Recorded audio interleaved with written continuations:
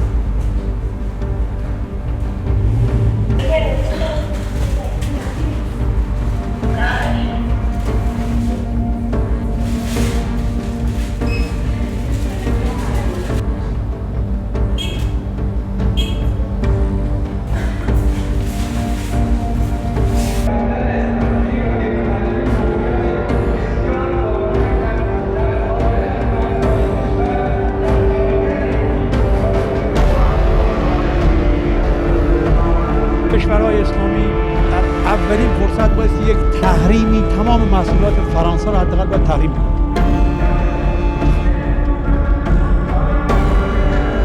فرانسه در طول 100 سال گذشته استراتژی داشته نسبت به مسلمانان راست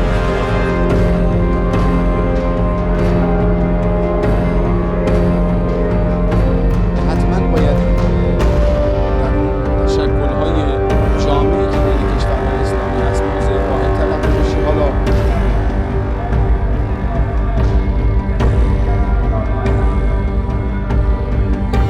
و مردم مسلمان ما هم هوشیار هستند، اهم از شیعه و سنی و